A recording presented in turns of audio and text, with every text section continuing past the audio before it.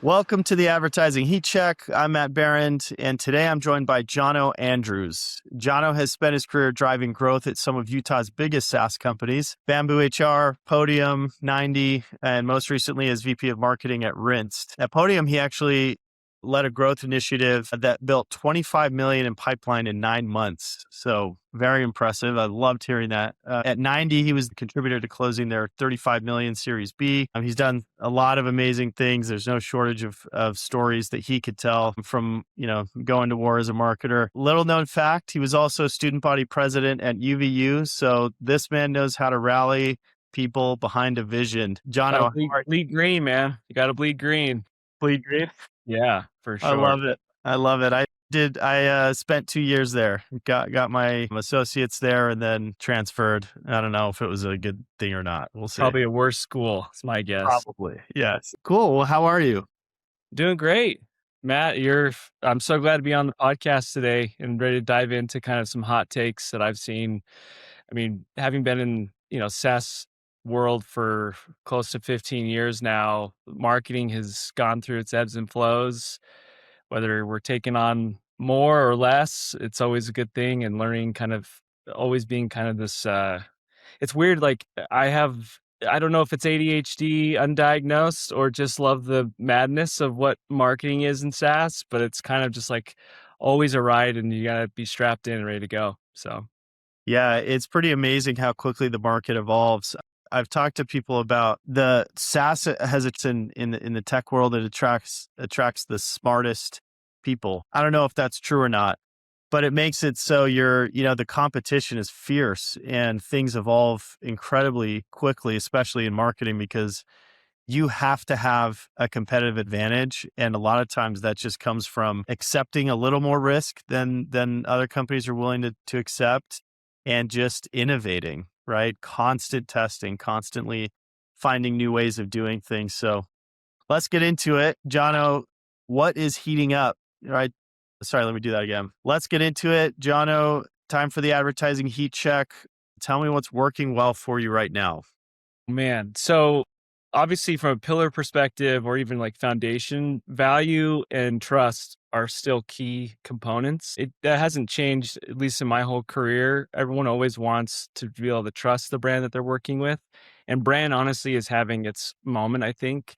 Like 10 years ago, if my Google account rep was telling me you should spend more on brand terms, I'd tell them to shut up or move forward, just because honestly, it was kind of a fool's errand. I think nowadays, actually, it's becoming more and more prevalent because the space of all software is becoming really, really compact. And so you kind of, and to your point, competitive. And so you have to figure out ways to stand out with your story. Second would definitely be through relationships driven or community driven. I think typically, and this kind of goes into cooling down a little bit, but typically we've always looked at like, oh, I'll just turn on a Google search and that will be my bread and butter for at least the next 6 to 9 months as it ramps. It doesn't work anymore. And you have to figure out more and more ways. And maybe it's because of generational change where Gen Y and X and Z are kind of getting into this buying market where they really want to actually have a feel with the brand and also like a personal relationship. And so really building into those communities is a big deal. The third, obviously AEO is playing a bigger role in our lives. I really look at honestly looking at who your ICP is. Do they live online? White collar jobs, typically they are. And so they're leveraging a lot more, Chat GPT or Claude or others. And so you kind of have to play in that space more and more, making those investments. And then probably the fourth one is account-based marketing. I don't know for you, Matt, but like 10 years ago, account-based marketing was you had to make a massive investment for some software to help you get there. Yeah. And the barrier to entry for that now is completely gone, in my opinion. Like you can literally send a Crumbl cookie to the address, and it's simple as that from a gifting strategy, but then also leveraging your good content to build in that value and trust that then really gets that account-based marketing engine moving. Yeah, that's awesome. Yeah. Well, thank you for giving us your playbook. Yeah, that was a lot. Sorry. No, I'm being sincere. That's what people want. That's why I think they'll listen to this podcast. We're trying to get straight to, what is actually working right now from the people that are in the arena, making the hard decisions. being responsible for the results and, carrying the budgets. So yeah, I echo a lot of that. Let's get into the reality check. What's cooling off? What are people going to regret over investing in? What things do you see kind of phasing out or changing? Yeah. So back when I was at BambooHR, it was 100% inbound motion. And it was, I mean, close to 8 years ago now. And we drove, it was like 15,000 leads a year. And genuinely, it was mostly because of our SEO engine that helped offset our massive budget for paid. That's fallen off a cliff, in my opinion. Like if you look at G2, that was the holy grail if you could be in the top right in quartile, but now it's just like no traffic is really going there anymore, unfortunately. Like, Wow. and so to me, it's actually like, how do we now invest in more ways of creating still great content, but that's actually driving or playing both games of SEO, but also really the AEO world. I'm not telling most marketers something new right there, but the reality is though, don't put crap in because you're going to get crap out. Like, I think, we were all kind of a part of that movement when ChatGPT first kind of came on the scene and it was like 2.5 years ago. And we thought, well, I'll just make a ton of blog posts through this way. And honestly, it still is, I think it actually hurts the brand overall, even though they think that they're training the LLMs to be able to SERP more. But in reality, it's actually like you go back to what's the kind of foundational pieces that every brand should be focused on, which is value and trust. And you don't really build that way if you're just creating slop that's going out. I mean, ironically, I feel like if you scroll through LinkedIn, it's a lot a lot of slop. And so you're Yeah. just dealing with like kind of this manic moment of like where's actual genuine insight or content that I can go with. Ironically, Substack is a great place to find a lot of that sometimes. The next kind of like big thing is like I don't think that digital marketing of like what traditional demand gen is dead. It's more in the sense of you're doing that plus other things.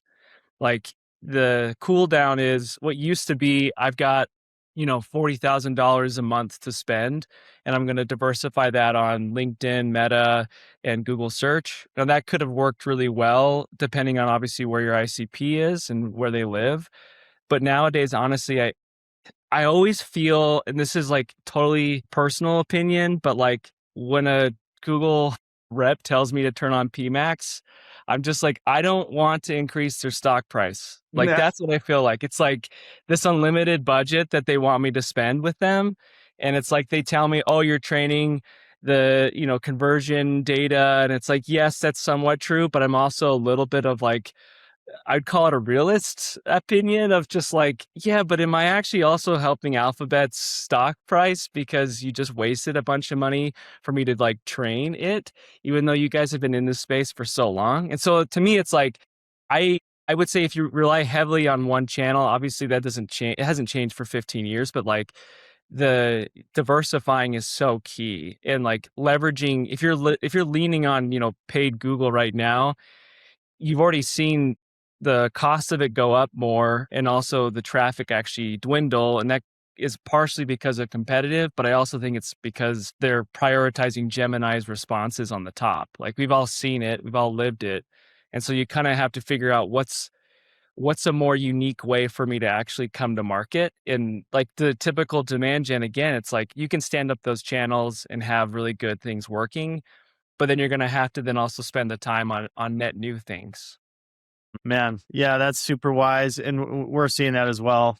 Across a lot of the work that Agility is doing for different companies. Definitely seeing the kind of pullback from PMax. It's difficult because Google's grading their own homework. They always have. The market is now understanding that PMax was a move to push budget into higher margin channels for Google, right? So shifting a lot of that budget into display allows Google to make a lot more money off it. So we're helping their stock price in two ways, right? Training their systems, their algorithms, but also giving them better margins. And the black box nature of it's difficult for everyone to swallow. So yeah, it's we're seeing a lot of companies shifting to just managing things on their own.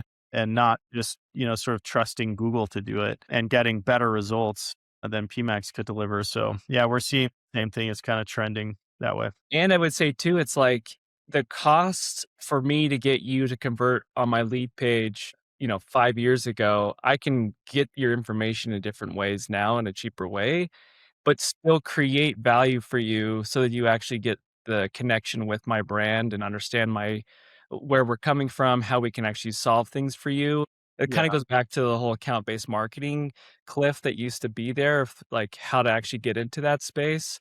I Yeah. always go back to like if you can provide quality from like a gifting strategy, whether it be like a Minky Couture blanket or even the Crumbl scenario. It's like sending out cookies that are actually impactful for people or something that actually matters versus, things that are just kind of checking the box. I really do feel like that's why things are cooling down from like the traditional advertising spend or strategies that worked for us at Podium or even at 90.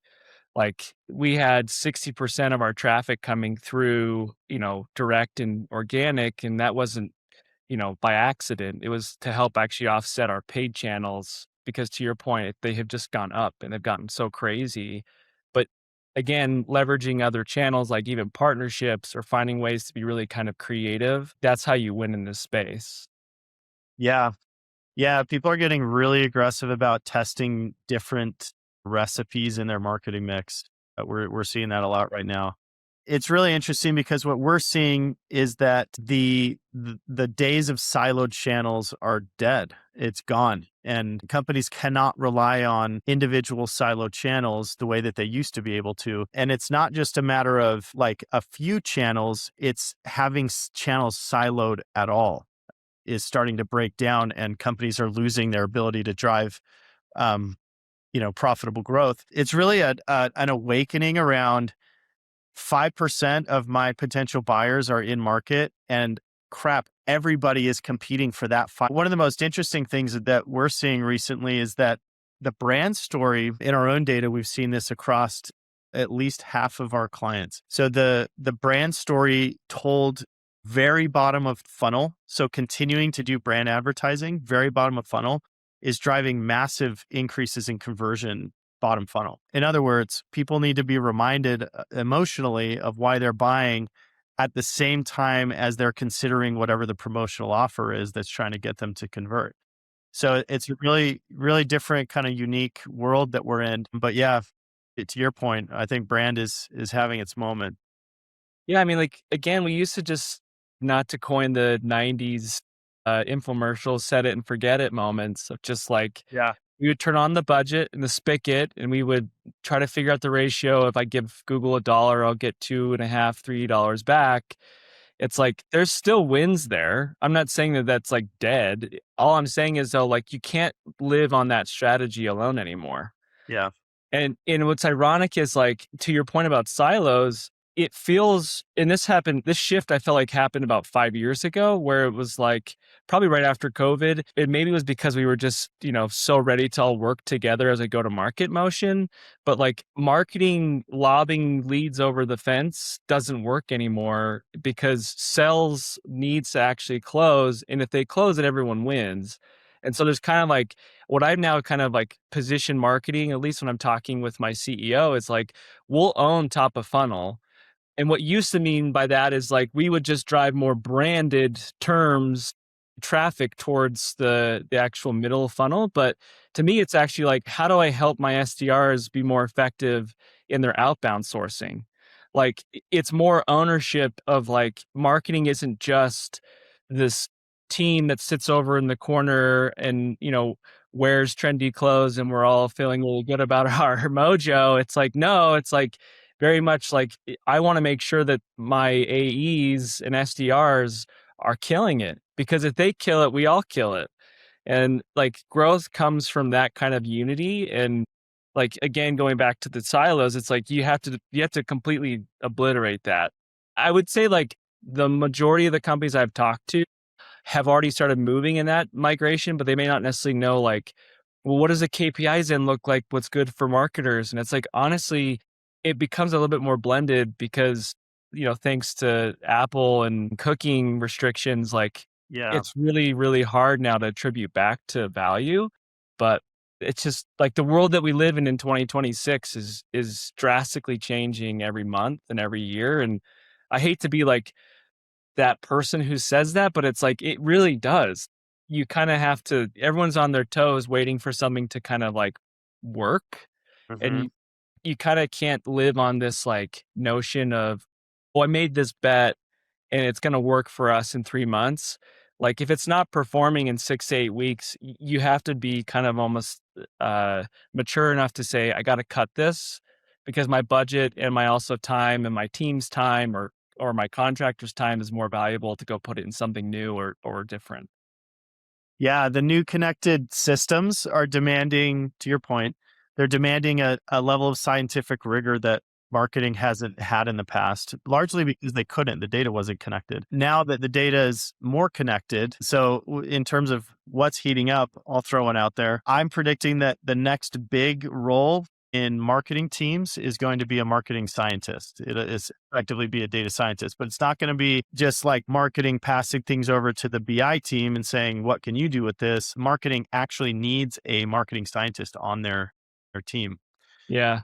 Or we all have to become better at it. Like, I Yeah. saw a hot take where the new CMO, what used to be kind of like a product marketer because they were leaning in heavily into strategy, it's now could be more CMOs are coming from a marketing ops perspective. To your point of like, how do you actually connect all of those data points? What does that mean, not just for marketing, but the entire business? And Yeah. so, yeah, I mean, it'll be interesting to see exactly what happens. But like, I mean, we're all working on trying to figure out how to leverage Claude better Yeah. or whatever else. But it's like, yeah, I don't know. It'll be interesting to see definitely in the next, like even the next 9 months. Like there's some tools that have come out even within the last couple months that have been incredible. I mean, obviously, like what you're building here is also helping the whole overall story. Yeah. Yeah. It's great. All right. Jono, thank you so much. This has been amazing. Before we go, people want to get to know you personally a little bit. So let us know what is making you happier and smarter lately. Man, so I'm a big podcaster, so I'm dyslexic. I hate reading. So I'm a big listener. Acquired is probably one of my favorite podcasts. They go through like the storytelling of businesses and the strategies that they use to grow.